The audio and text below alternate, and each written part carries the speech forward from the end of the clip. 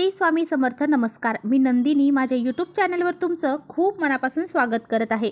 तुमच्या मनातील सर्व चांगल्या इच्छा स्वामी महाराज पूर्ण करो ही स्वामींच्या चरणी प्रार्थना करते आणि आजच्या नवीन व्हिडिओला सुरुवात करते. तर येत्या शनिवारी म्हणजेच 25 जानेवारीला आलेली आहे षठतिला एकादशी. तर ही एकादशी जी आहे तर ती खूप महत्त्वाची मानली जाते. प्रत्येक महिन्यामध्ये 2 एकादशी तिथी येतात आणि प्रत्येक एकादशीचं महत्त्व हे वेगवेगळं असतं. षठतिला एकादशीच्या दिवशी तिळाची उत्पत्ती झाली होती आणि तिळाची उत्पत्ती भगवान विष्णूंच्या घामापासून झाली होती आणि म्हणूनच या एकादशीला षठतिला एकादशी असं म्हटलं जातं. असं म्हटलं जातं की या दिवशी भगवान विष्णूंची पूजा केल्याने सर्व मनोकामना पूर्ण होतात. हे व्रत केल्याने व्यक्ती हा नेहमी निरोगी राहतो आणि त्याच्या सर्व पापांचा नाश होतो. षठतिला एकादशीला हे नाव का पडले? कारण या दिवशी 6 प्रकारच्या तिळांचा वापर केला जातो. यामध्ये सकाळी स्नानापासून ते जेवणापर्यंत तिळाचा वापर केला जातो. तीळ दान केल्याने व्यक्तीला पैसा, समाधान आणि सुख प्राप्त होते. धार्मिकदृष्ट्या हा दिवस अतिशय महत्त्वाचा आहे आणि या दिवशी काही प्रभावी उपाय देखील आपल्याला करायचे आहेत. भगवान विष्णूंची सेवा, पूजा, उपासना तर आपल्याला करायचीच आहे. त्याचबरोबर काही उपाय करायचे आहेत. आजच्या व्हिडिओत मी तुम्हाला अतिशय प्रभावशाली उपाय सांगणार आहे. तर पहा, उद्या सकाळीच आपल्याला या ठिकाणी फक्त असा हा एक दिवा लावायचा आहे. हा दिवा जर तुम्ही लावला तर तुमच्यावरती कितीही मोठा शत्रू त्रास तुम्हाला देत असेल तर तो शत्रू त्रास देखील दूर होईल. शत्रू तुमच्यासमोर लोटांगण घालेल. 7 पिढ्यांचं दारिद्र्य नष्ट होईल, गरिबी संपेल आणि घरामध्ये सुख, शांती, समृद्धी, ऐश्वर्य हे नांदू लागेल. असा हा अत्यंत प्रभावशाली उपाय आहे. हा उपाय कसा करायचा आहे याबद्दलची संपूर्ण माहिती आजच्या व्हिडिओमध्ये आपण जाणून घेणार आहोत. त्यामुळे तुम्ही कुठे व्हिडिओ स्किप न करता शेवटपर्यंत नक्की बघा, जेणेकरून तुमच्यापर्यंत योग्य ती माहिती पोहोचेल. आपल्या चॅनलवर जर नवीन असाल तर चॅनलला लगेच सबस्क्राईब करा आणि असेच नवनवीन माहितीपूर्ण व्हिडिओ पाहण्यासाठी बेल आयकॉनलाही प्रेस करा. म्हणजे मी जेव्हा कधी नवीन व्हिडिओ अपलोड करेन त्याचं नोटिफिकेशन सर्वात अगोदर तुम्हाला भेटेल आणि तुम्ही एकही व्हिडिओ मिस करणार नाही. त्याचबरोबर कमेंट्समध्ये ओम नमो भगवते वासुदेवाय नमः हे लिहायला देखील विसरू नका. व्हिडिओ आवडला, माहितीपूर्ण वाटला तर आपल्या मित्रपरिवारांसोबत नक्की शेअर करा. तर पहा, तुम्हाला हा दिवा सकाळीच लावायचा आहे. हा दिवा कुठे लावायचा आहे, कसा लावायचा आहे याबद्दलची संपूर्ण माहिती आज जाणून घेणार आहोत. दिव्याला त्यागाचे, ज्ञानाचे आणि प्रकाशाचे प्रतीक मानले जाते.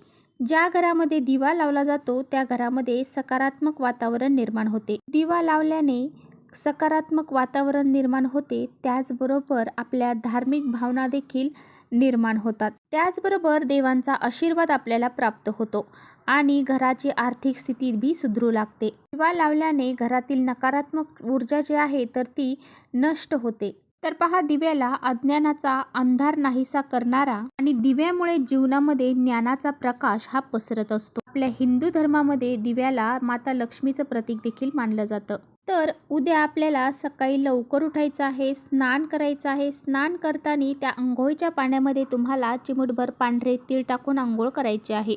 त्याचबरोबर थोडीशी हळद, गंगाजलसुद्धा टाकायचं आहे. त्यानंतर स्वच्छ कपडे परिधान करायचे आहेत.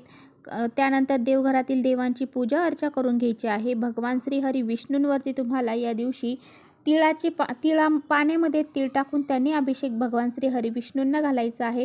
भगवान श्री हरिविष्णूंची मूर्ती नसेल तर बाळ गोपाल असेल तर त्यांच्यावरती तुम्ही असा हा अभिषेक घालू शकता. आणि त्यानंतर भगवान श्री हरिविष्णूंची विधिवत पूजा करायची आहे. नैवेद्यामध्ये सुद्धा तुम्हाला तिळाचा नैवेद्य भगवान श्री हरिविष्णूंना दाखवायचा आहे. पिवळ्या कलरची फुले, पिवळ्या कलरचे नैवेद्य त्यांना अर्पण करायचे आहेत. अशा पद्धतीने धूपदीप अगरबत्ती लावून त्यांची पूजा करायची आहे. तर पहा, दिवा हा तुम्हाला सकाळीच 12 वाजण्याच्या आत लावायचा आहे. तुम्हाला जर शक्य असेल तर हा दिवा 9:30 वाजेपर्यंत लावण्याचा जास्तीत जास्त प्रयत्न करायचा आहे.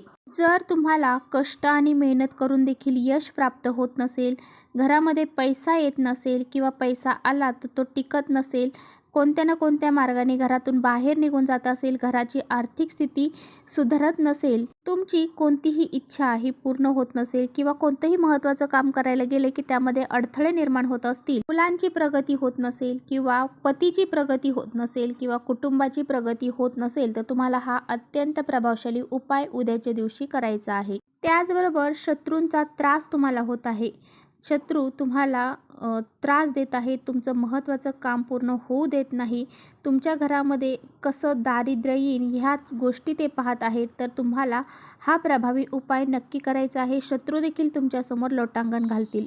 तर पहा, तुम्हाला हा दिवा लावण्यासाठी एक लिंबू लागणार आहे.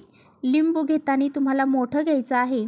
यानंतर ते लिंबू तुम्हाला कट करायचं आहे, अगदी मधोमध कट करायचं आहे. त्यातल्या बिया, त्यातला रस तुम्हाला काढून घ्यायचा आहे. यानंतर त्या लिंबामध्ये तुम्हाला शुद्ध गाईचं तूप घालायचं आहे. तर पहा, त्यामधले जे काही रस असेल किंवा बिया असेल त्या काढून टाकायच्या आहेत. त्या लिंबाच्या मध्ये तुम्हाला हे गाईचं तूप घालायचं आहे आणि फुलवात तुम्हाला त्यामध्ये लावायचे आहेत.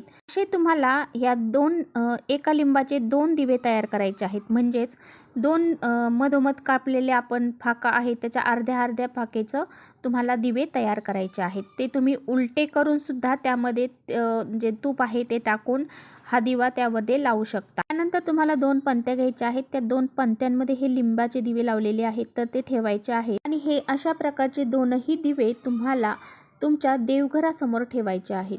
आणि देवघरासमोर ठेवून त्या दिव्यांना हळद कुंकू तुम्हाला वाहायचं आहे, अक्षता अर्पण करायचे आहेत, धूप अगरबत्ती ओवाळायची आहे, फुलं अर्पण करायचे आहेत. त्यामध्ये तुम्हाला चिमूटभर पांढरे तीळ टाकायचे आहेत. आता ह्या दिव्यांमध्ये पांढरे तीळ हे तुम्हाला थोडेसेच टाकायचे आहेत आणि प्रत्येक म्हणजे दोन्ही दिव्यांमध्ये टाकायचे आहेत. त्यानंतर थोड्या वेळाने ते दिवे तुम्हाला तिथून उचलायचे आहेत आणि ते घेऊन जायचे आहेत. मुख्य दरवाजावरती तुम्हाला ते दिवे घेऊन जायचे आहेत. तर मुख्य दरवाजाच्या डाव्या आणि उजव्या साईडला तुम्हाला हे दिवे लावायचे आहेत. तर पहा, आपला जो मेन दरवाजा आहे तो आपल्या घराचं सर्वस्व असतं. मुख्य दरवाजा जो आहे तो आपल्या घराचं सर्वस्व असतं आणि त्या दारातूनच आपल्या घरामध्ये चांगले वाईट लोक येत असतात. त्याचबरोबर माता लक्ष्मी आपल्या घरामध्ये तिथूनच प्रवेश करत असते. त्यामुळे माता लक्ष्मीला प्रसन्न करून घेण्यासाठी तुम्हाला हे 2 दिवे आपल्या मेन दरवाजाच्या उंबरठ्या बाहेर लावायचे आहेत. अशा पद्धतीने 2 दिवे लावल्याने घरातील संकट, अडचणी, दोष हे दूर होतात. लिंबू जे आहे तर ते नकारात्मकता दूर करण्यासाठी खूप प्रभावशाली मानलं जातं आणि म्हणूनच तुम्हाला उद्या एकादशीला असे हे 2 दिवे दोन्ही साईडला दरवाजाच्या लावायचे आहेत. त्यानंतर दुसऱ्या दिवशी ते दिवे तुम्ही निर्माल्यामध्ये टाकून देऊ शकता. त्याचबरोबर तुम्हाला उद्याच्या दिवशी उत्तर दिशेला शुद्ध गाईच्या तुपाचा दिवा देखील लावायचा आहे. उत्तर दिशा ही माता लक्ष्मीची दिशा मानली जाते. त्यामुळे आपल्या घरामध्ये सुख, शांती, समृद्धी, ऐश्वर हे टिकून राहते. त्यामुळे आपल्याला असा हा दिवा माता लक्ष्मीसाठी उत्तर दिशेला लावायचा आहे. असा हा दिवा तुम्हाला तुमच्या उत्तर दिशेला लावायचा आहे. तुमच्या घराची जी उत्तर दिशा असेल त्या ठिकाणी तुम्हाला हा दिवा लावायचा आहे.